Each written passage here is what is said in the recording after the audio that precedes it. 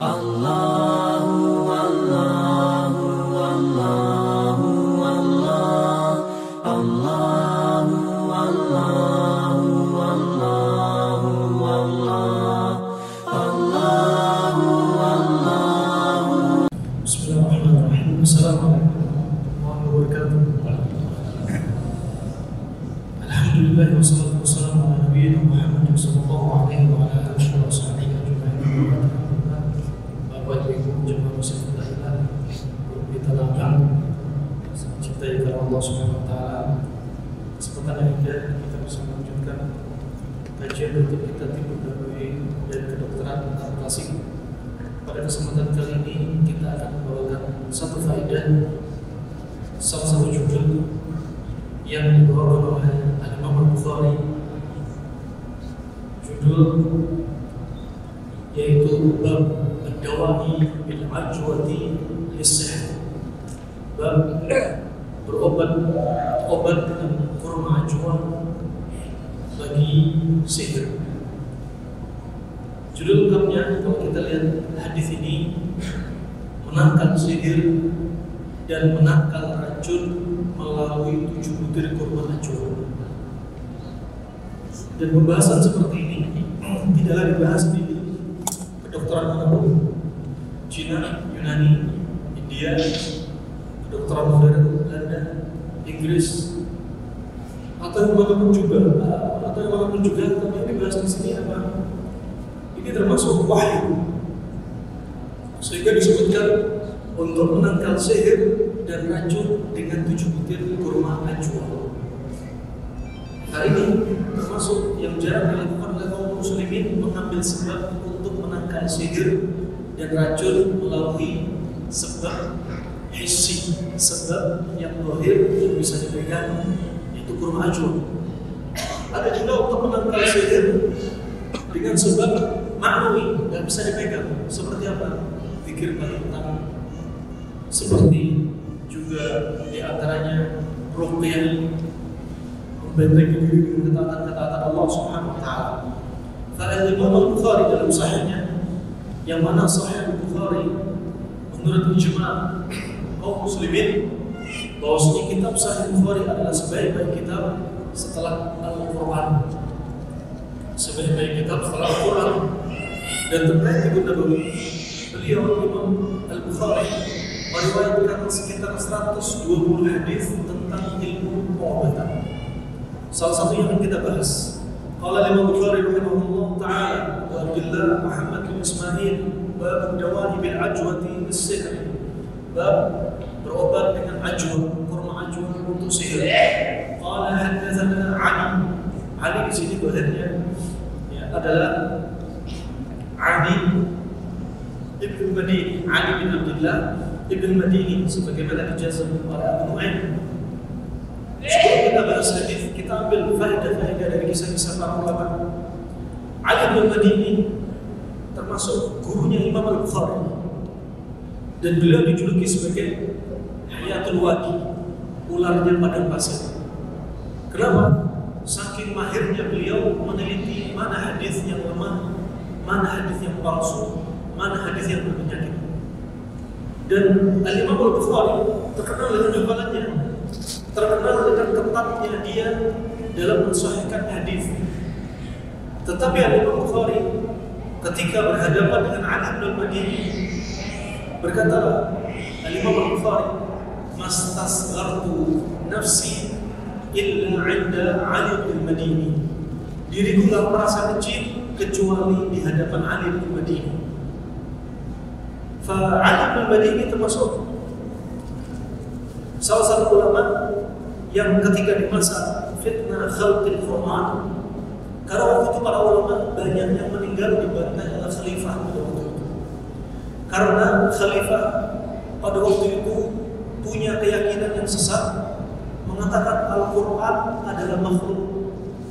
Al-Quran adalah makhluk. Sehingga kalau ada para ulama yang tidak mengatakan Al-Quran makhluk, maka dia dibunuh. Dan Ali bin Madini karena takutnya melihat pedang saja dia takut, sehingga dia berbohong mengatakan Al-Quran makhluk. tetapi hatinya tetap beriman, maka yang penting tidak berubah demi keselamatannya.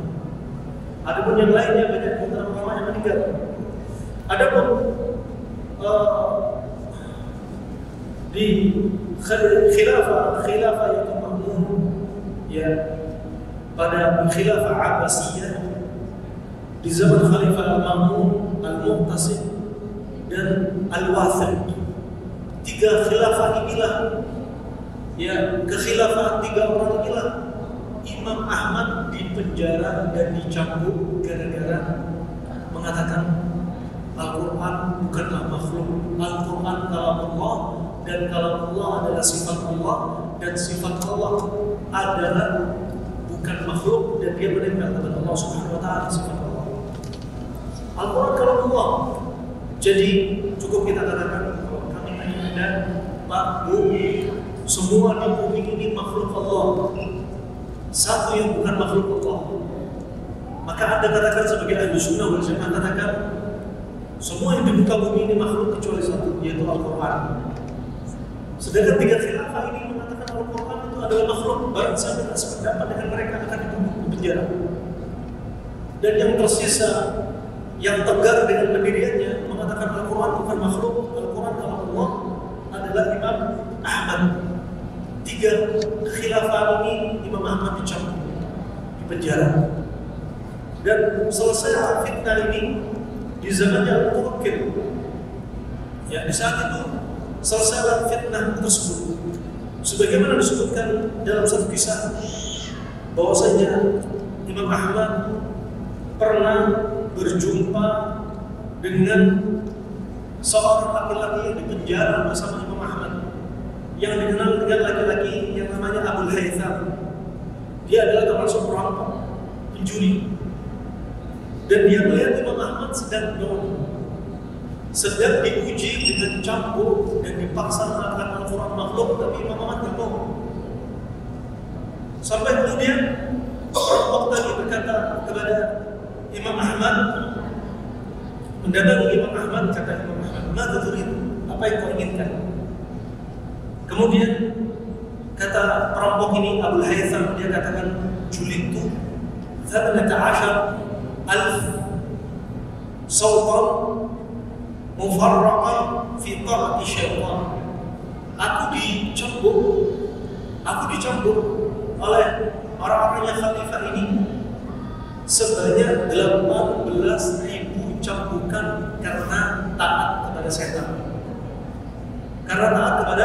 setan. Kemudian beliau menasihatkan kepada Imam Ahmad, "Isma' ya Ahmad, isma' ya Ahmad." Sambil dia mendengarkan nasihat perampok ini, "Fasbir anta fi ta'atir Rahman." Sabarlah kamu sedang berada di dalam ketaatan Rahman, bukan dalam ketaatan syaitan. Ya, aku sabar 18.000 kali dicambuk, sedangkan kau sabar dicambuk gara-gara mempertahankan akidah yang benar. Kemudian berkata Imam Ahmad, "Masya Allah, a'id alayya syaja'tani." Masya Allah, ulangi ucapan itu. Ya, engkau telah memberikan semangat padaku lagi. Yang tadinya sempat Imam Ahmad kepikiran ingin mengatakan biar selamat selesai cambukan ini, mau mengatakan Al-Quran makhluk, tapi karena semangat yang muncul dari seorang perampok untuk menyampaikan Imam Ahmad bersabar. Sampai si pencambuknya Imam Ahmad, tukang cambuknya Imam Ahmad berkata, "Ya Ahmad, sudah selesai, cukup katakan Al-Quran adalah makhluk, aku akan cambukkan. Aku selesai melihat tubuhnya Imam Ahmad sudah banyak luka. Udah selesai sampai di sini, aku akan cambuk." Kesian melihat Imam Ahmad 3 kekhilafahan ini dicambuk terus, kesian. Tapi Imam Ahmad tetap tegar dalam akidahnya. Sampai ketika anak-anaknya Imam Ahmad, Abdullah, Saleh, ketika melihat Imam Ahmad membuka bajunya, dilihat di punggungnya banyak bekas cambukan. Kemudian kata Imam Ahmad, "Kalau aku tak bertahan mengatakan Al-Quran kalam Allah, semua orang mengatakan Al-Quran makhluk, maka di muka bumi semua orang akan mengatakan makhluk setelah wafatnya Imam Ahmad." Wah, ini karena jasanya Imam Ahmad sampai detik ini kita tidak ada yang mengatakan Al-Quran adalah makhluk. Al-Quran kalamullah. Sebagaimana disebutkan oleh orang salaf, al-kalam kalamul bari wa sautul qari. Al-Quran yang kita baca suaranya suara kita makhluk. Tapi lafaz-lafaz Al-Quran tadi itu adalah kalamullah. Rahmatullah. Kemudian berkata Imam Bukhari, qala hadatsana 'Ali bin al-Madini, qala hadatsana Marwan, qala hadatsana Marwan bin Muawiyah al-Fazari, qala akhbarana Hashim bin Utbah bin Abi Waqqas, qala akhbarana Amir bin Sa'ad an abihi, Amir bin Sa'ad yaitu ibnu ammi abihi radhiyallahu anhu, qala Nabi sallallahu alaihi wasallam. Ya, Sa'ad di sini adalah bapaknya Amir bin Sa'ad, dan Sa'ad di sini adalah Sa'ad bin Abi Waqqas. Sa'ad bin Abi Waqqas. Kemudian berkata qala Nabi sallallahu alaihi wasallam, man istadaha, ini syahidnya hadis ini, man istadaha kulla yawmin tamaratin ajwatan lam yadurruhu summun wala sihrun ذلك اليوم إلى الليل وقال غيره 7 مرات. Ini hadis yang disampaikan Nabi sallallahu alaihi wasallam. Manis tabaha ini yang akan kita bahas. Ayat dalam riwayat Abi Usama man tasaddaha. Di sini menunjukkan cara kapan konsumsi kurma ajwa. Menunjukkan di sini adalah asalnya manis tabaha dari apa? Sobu. Artinya sobu, yaitu makan atau minum di waktu pagi. Aslinya sobu itu lafaz ini khusus untuk minum. Sobu aslinya khusus untuk minum, tapi kemudian menjadi umum makan dan minum. Dan lawan dari sobu adalah qobu atau ittiba. Ya, lawan dari minum pagi atau makan pagi adalah qobu. Ya, aslinya qobu juga khusus untuk minum. Minum di malam hari sebelum tidur, seperti sebagian orang biasa minum susu. Qobu sini minum, tapi akhirnya diitlaqkan menjadi nutrisi berupa makan dan minum. Dan di sini menunjukkan tata caranya. Berarti konsumsi kurma ajwa biar bisa menolak sihir, bisa menolak racun adalah konsumsinya di waktu pagi. Ada dalam hadis Aisyah, riwayat Imam Muslim disebutkan fi ajwatil 'aliyah shifaa'un fi awwalil bukrah. Ya, ini untuk melengkapi riwayat Imam Bukhari. Pada kurma ajwa 'aliyah. Ya, makanya kurma ajwa di sini ajwa 'aliyah. 'Aliyah adalah nama daerah yang termasuk bagian dari kota Madinah. Ya. Dan ajwa 'aliyah inilah yang didoakan keberkahan oleh Nabi sallallahu alaihi wasallam.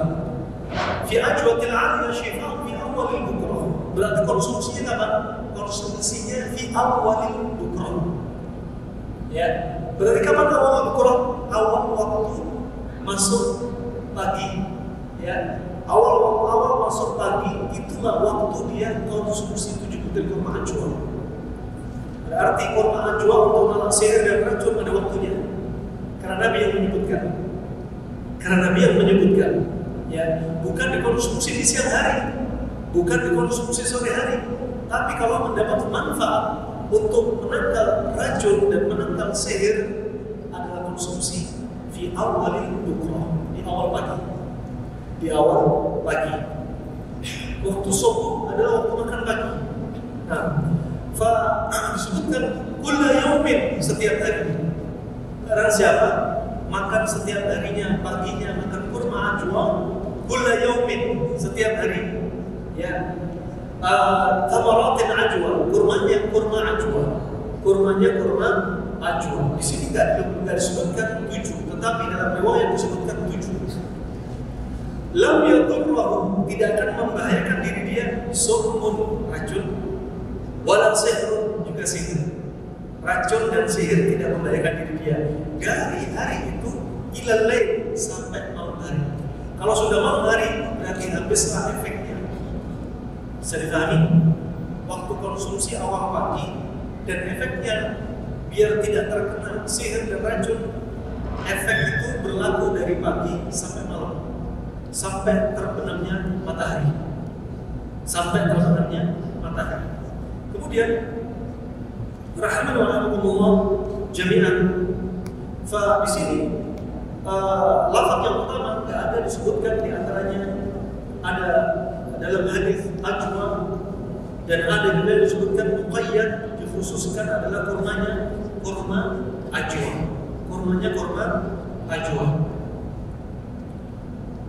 Kemudian pembahasan yang disebutkan oleh Hafidz Ibnu Hajar dalam syarah Sahih Bukhari ini, Fathul Bari, ya, bahwasanya kurma ajwa yang terbaik adalah jihadil aliyah minal Madinah, yaitu kurma ajwa yang di Madinah agak naik sedikit, arahnya ke arah Najd, ke arah Najd.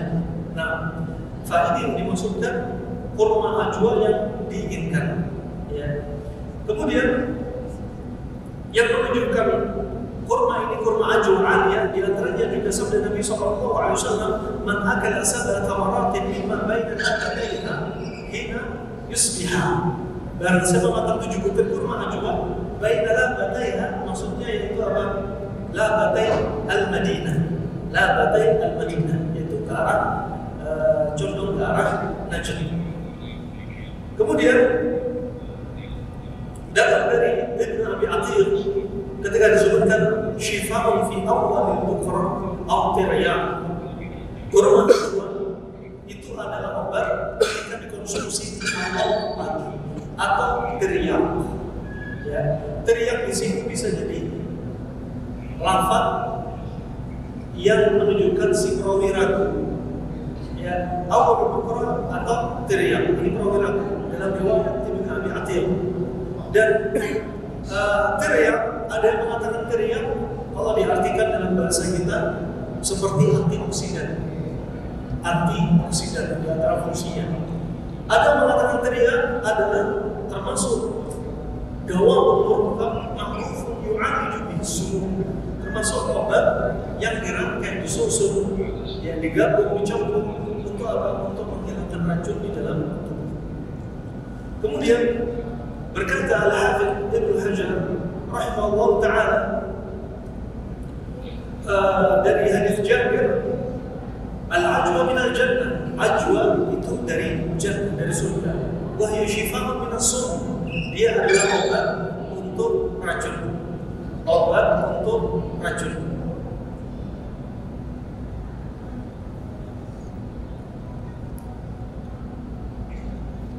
Kemudian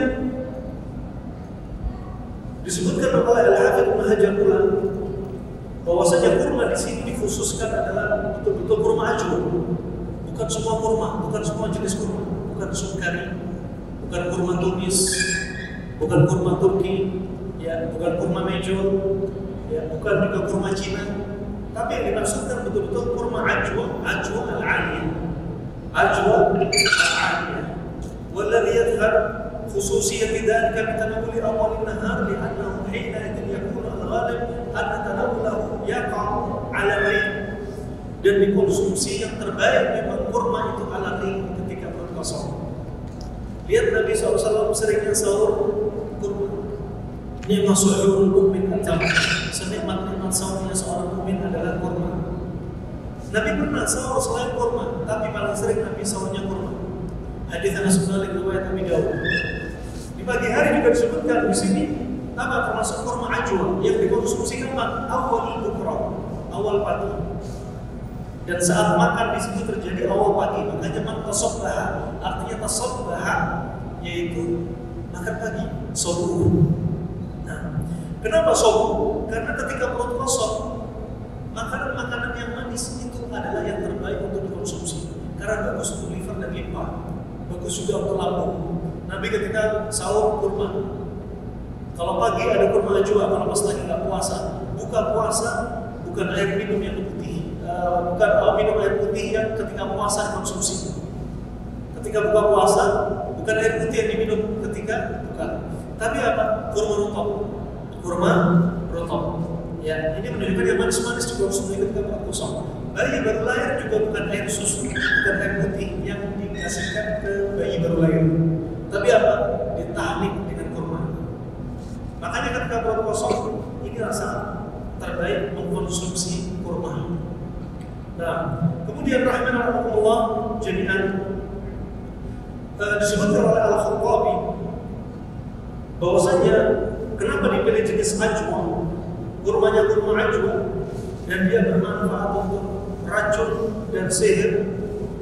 Bisa jadi kemungkinan yang pertama, manfaat untuk racun dan sihir. Kenapa? Karena memang innama huwa bi barakati da'wati Nabi sallallahu alaihi wasallam di Tabril Madinah la bi khasiyati fi tamar. Karena apa? Karena kekhususan doa Nabi sallallahu alaihi wasallam untuk mendoakan keberkahan terhadap kurma Madinah.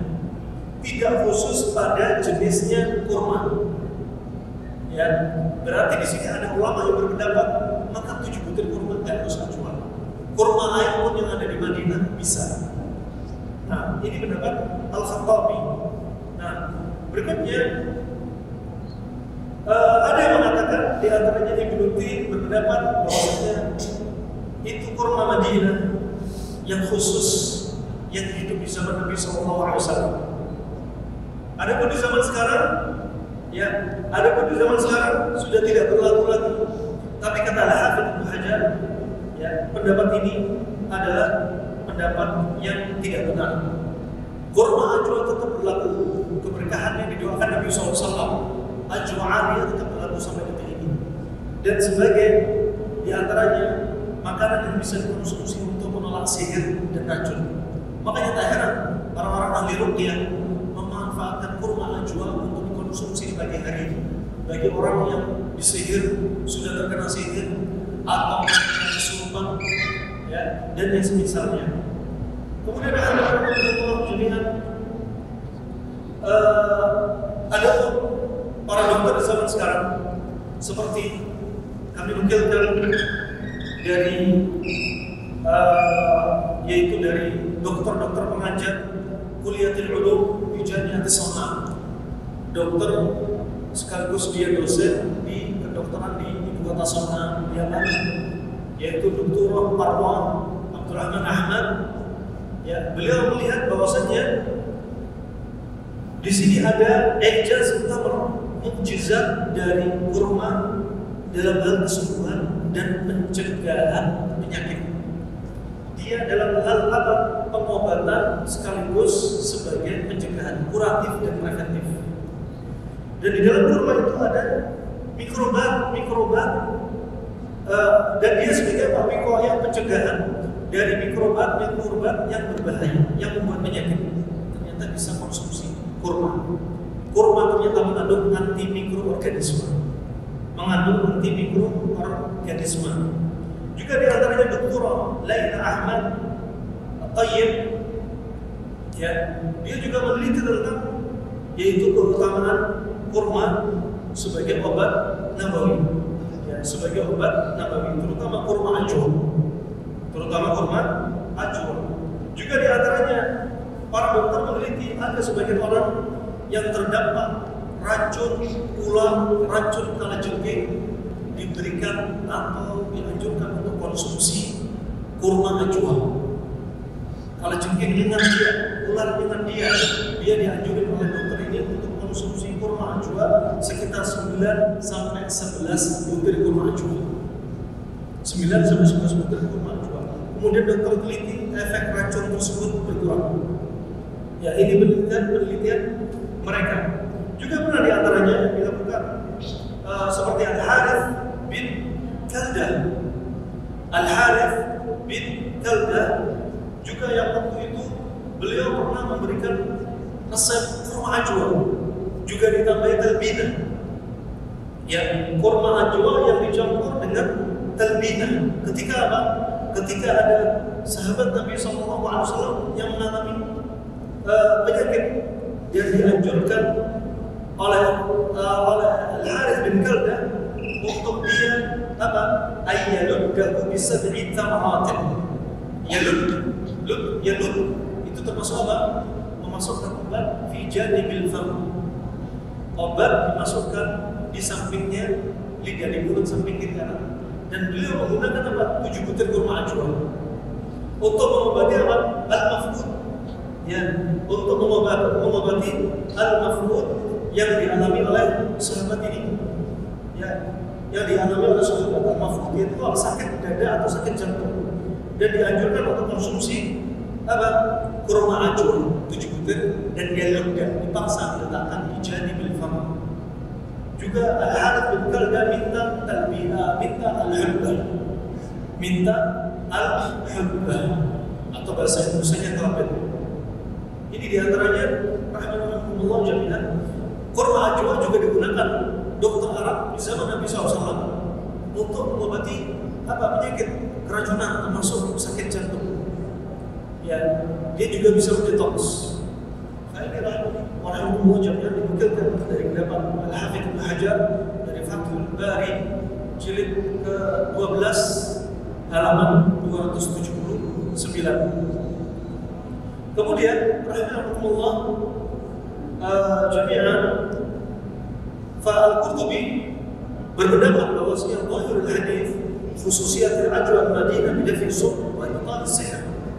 Al-Qurtubi mengatakan bahwasanya hadis ini khusus untuk kurma ajwa saja, bukan untuk kurma yang lainnya, untuk membatalkan sihir dan menangkal racun. Ya, baik dia menjaga biar kita nggak kena sihir, nggak kena racun, konsumsi 7 butir kurma ajwa. Kalau sudah kena, tetap juga konsumsi kurma ajwa. Sudah kena sihir, kena racun, juga tetap konsumsi.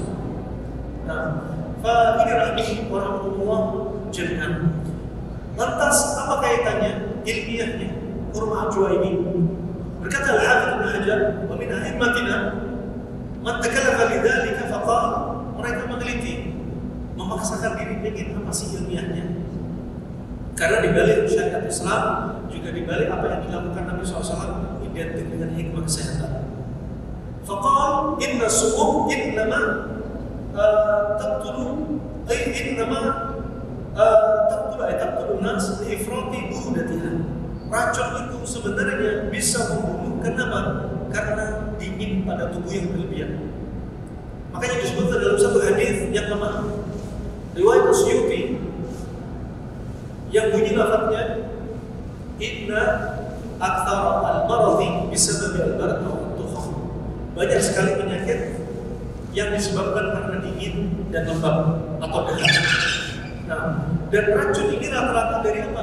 Dingin, dahak, lembab. Kemudian fa'idah dawama ala tasabbuh bil ajwati tahakkamat fihi al-hararah wa 'adatha al-hararah al-ghariziyah faqawama dhalika burudat as-sum ma lam yastahkam. Ya, kalau diulangi terus menjadikan rutinitas, dia setiap pagi makan kurma ajwa, maka panasnya kurma ajwa akan membantu dingin dan lembabnya tubuh dia yang menyebabkan racun bagi tubuh dia, ya, sehingga menetralkan dingin dan dahak. Wahada yulzimu minhu rafa'a khususiyati ajwa al-Madinah bal khususiyati al-ajwa mutlaqan bal khususiyati tamar. Nah, ini nalar ilmiah yang mereka bahas ini bisa jadi menghilangkan apa khususiyatnya ajwa. Yang jelas ajwa ini bermanfaat untuk sihir dan racun. Karena apa? Karena keberkahan pada kurma tersebut, karena doa Nabi SAW khususan. Ya, karena kalau kita bilang karena kurma ajwa sifatnya panas, terus racun rata-rata sifatnya dingin, maka kalau kita bahas seperti ini masih banyak selain kurma. Pisang juga panas, ya. Kemudian nasi juga panas. Berarti untuk menangkalkan racun berarti banyak dong. Ini pendapat diantaranya sebagaimana disampaikan Al-Hafidz Ibnu Hajar. Al-Hasil yang benar sebagaimana pendapat yaitu Al-Khattabi bahwasanya ini adalah khusus kurma ajwa karena keberkahan pada kurma tersebut yang didoakan Nabi Sallallahu Alaihi Wasallam. Kemudian sebagaimana juga Al-Harith bin Kalda kita sampaikan tadi, ya, menggunakan 7 butir kurma ajwa untuk mengobati penyakit yang mengalami al-mafqud, ya, al-mafqud. Nah, Dan Ibnu Qayyim mengatakan ajwal Madinah min anfa'it tamar al-Hijaz. Kurma ajwal Madinah termasuk kurma yang paling bermanfaat di al-Hijaz. Termasuk dia kurma yang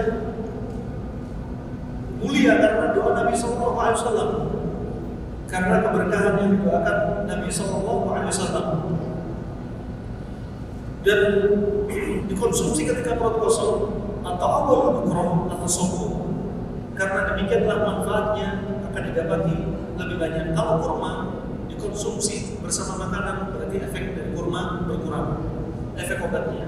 Bahkan kata Ibnu Qayyim rahimahullah taala dikatakan Al-Hafidz Ibnu Hajar ya, bahwasanya kurma itu sifatnya jauhan al-ham rutub. Sifatnya kurma adalah panas lembab. Wa akluhu 'ala riq yaqtulu ad-didan lima fihi min al-quwwa at-tiryaqiyah. Dan ketika dikonsumsi ketika perut kosong itu untuk membunuh cacing yang ada di usus. Karena ada kekuatan tiryaqiyah yang ada, kekuatan untuk membersihkan racun, mendetoks perut.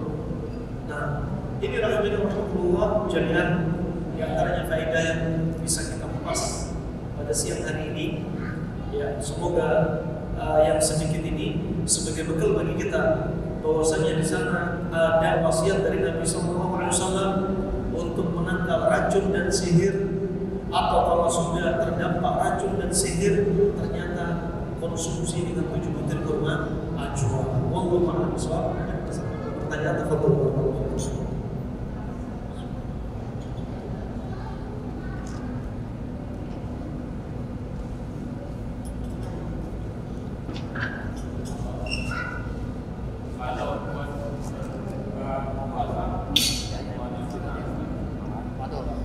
Kalau berbuka puasa, umpamanya apa yang ada?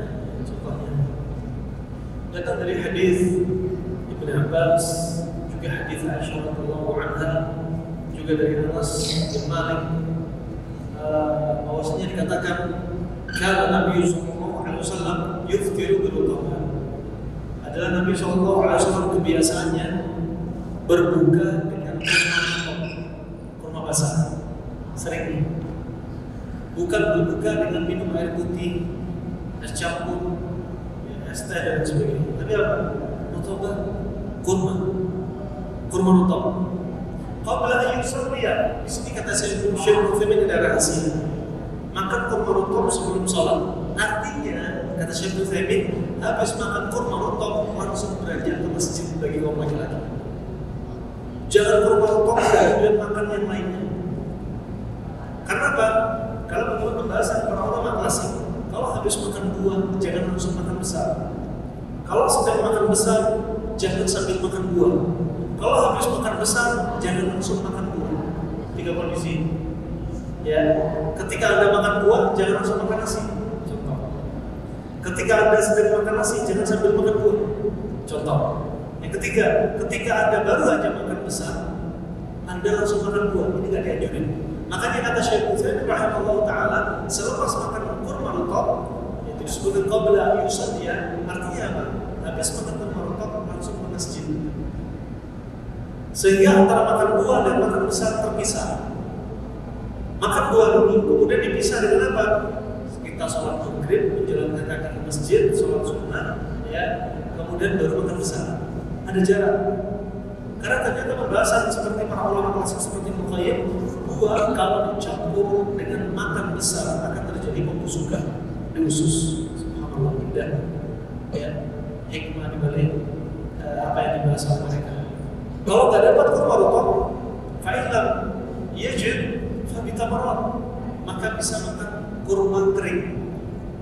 Wa ilam yajid, kalau tidak ada kurma rutub, kurma kering, baru minum air putih. Itu pun ada tata caranya. Minum air putih tidak langsung sekali teguk. Tapi apa? Hasa-hasawatin min ma. Minumnya dikit demi sedikit. Biar apa? Anda puasa, katakan 12 jam, 14 jam, tubuh Anda panas, jangan langsung didinginkan dengan air. Tapi pelan-pelan. Minum hanya benar-benar sekali teguk, biar tidak kaget pencernaan. Sistem pertahanan panas tubuh hipotalamusnya biar tidak rusak. Nah, kali ini diantaranya hikmahnya. Begitu pula sahur seringnya Nabi juga kurma. Kenapa kita nggak pede sahur hanya kurma? Ya, atau kurma dengan timbul kurma dan semacam contoh yang pernah kita bahas. Ya, ketika sahur justru kita jangan berat-berat. Ya ringan-ringan. Kurma simpel, kurma kaya akan kalori, ya. Jadi ini sering dikonsumsi Nabi SAW. Wallahu a'lam bishawab. Coba itu lah.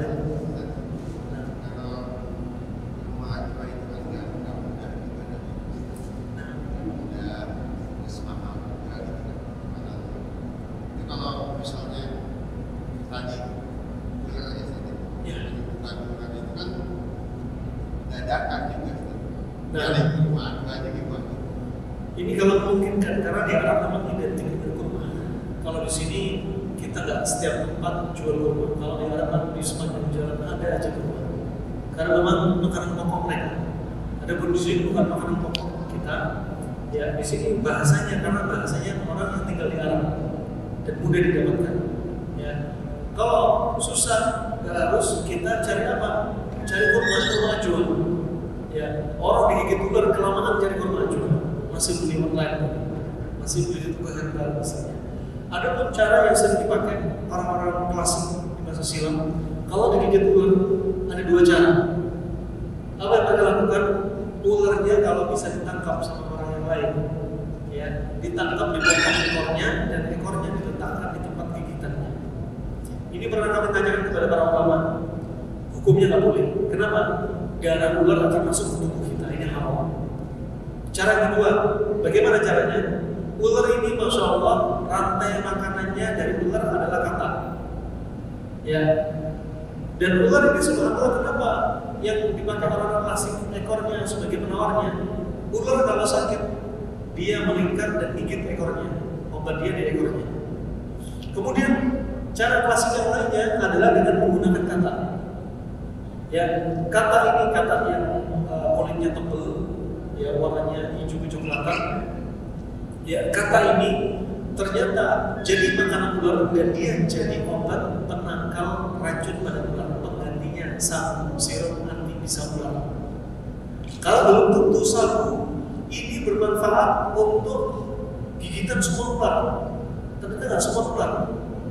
Ya dan subhanallah dengan mengambil kata, duburnya diletakkan di bekas gigitan ular, kata langsung mati. Ternyata dubur kata menghisap racun dari ular yang sudah racunnya masuk ke dalam tubuh. Nah, masuk ke dalam tubuh. Nah, digunakan secukupnya. Orang-orang di masa silam menggunakan diantaranya orang kampung juga paham menggunakan 7 ular. Ya, 7 ini bukan ibadah, bukan hadis juga. Pakai kata juga bukan dalam hadis, tapi mereka tadi akan tajrubah. Dan asalnya membunuh kata nggak boleh, hewannya nggak boleh dibunuh, nggak boleh dimakan.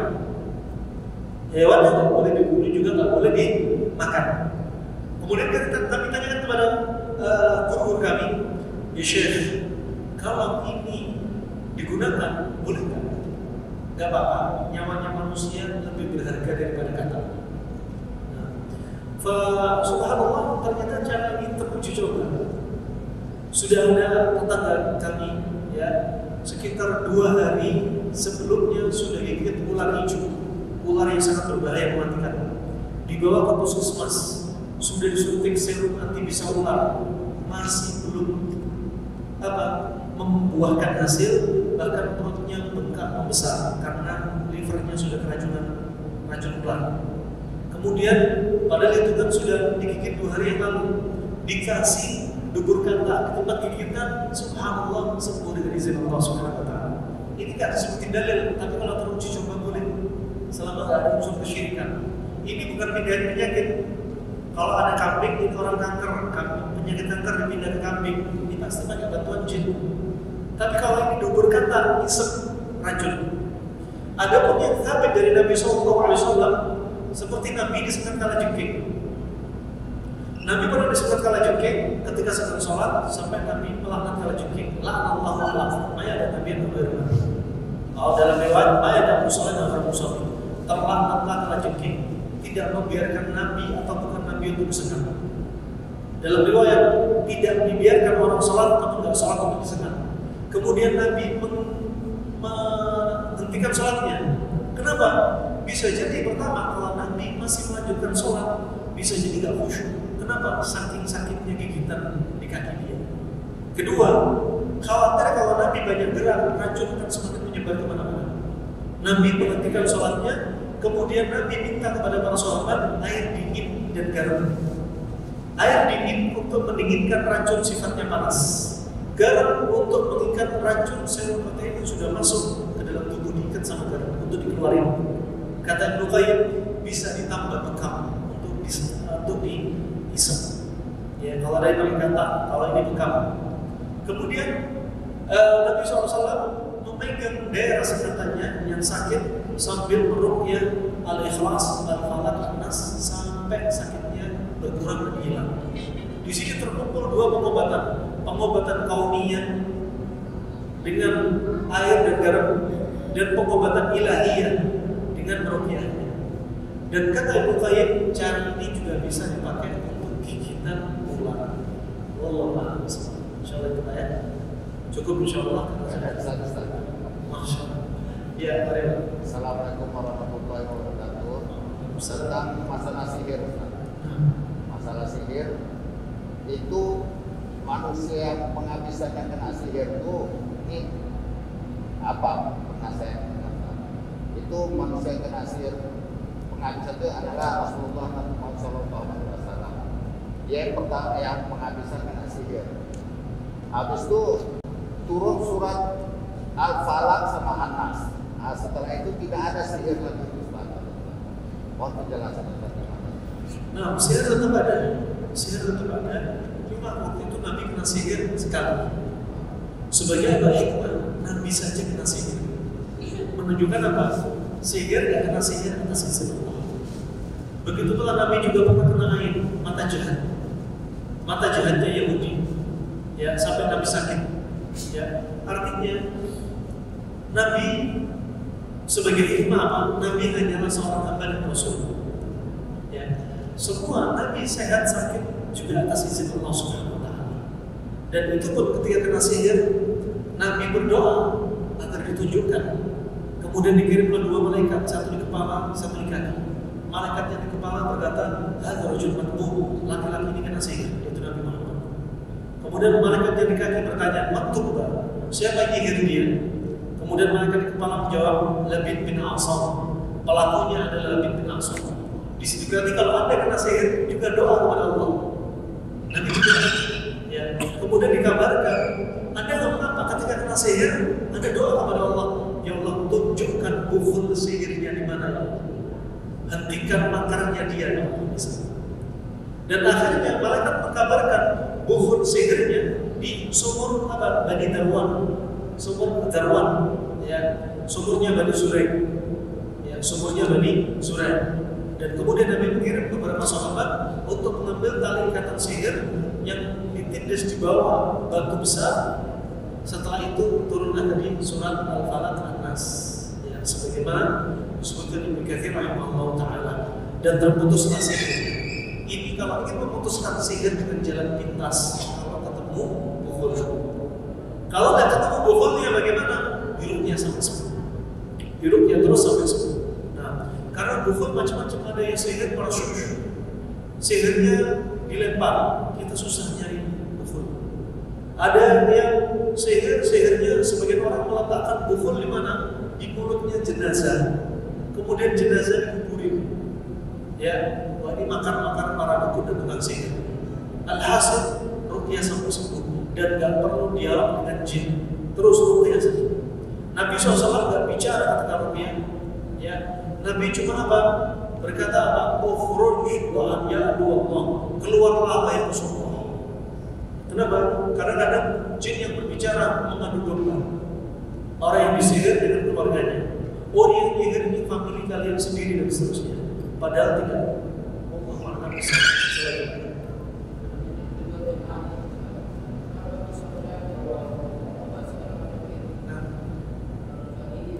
Kematian. Ya, hadisnya sahih. alaikum bihadhil habati sauda fa innaha dawa li kulli da'in ila sab. Hendaknya Anda mengkonsumsi habati sauda karena dia obat segala macam penyakit kecuali kematian. Dalam riwayat yang lainnya ila sab ditambahi illal haram. Dua penyakit yang ada obatnya berarti kematian dan penuaan, tidak ada obatnya. Tetapi hadis ini juga perlu pemahaman. Dan semua penyakit, kata Ibnu Qayyim, bisa pakai habati sauda. Penyakit yang dimaksud adalah penyakit yang sifatnya dingin. Ya, karena habati sauda sifatnya panas. Wallahu a'lam bishawab. Itu saja, semoga bermanfaat untuk kita semua dan semoga Allah sembuhkan orang sakit di antara kita, Allah jaga kesehatan kita, Allah jaga kita dari segala keburukan, dan Allah wafatkan kita dalam keadaan husnul khatimah. Dan semoga aktivitas kita duduk di sini untuk mendengar Allah Rasulullah sebagai pemberat timbangan kita di mizan hasanat kita. Amin ya rabbal alamin. Wa taufiq hidayah subhanallahi wa bihamdihi asyhadu an la ilaha illa anta astaghfiruka wa atubu ilaik. Wassalamualaikum warahmatullahi wabarakatuh.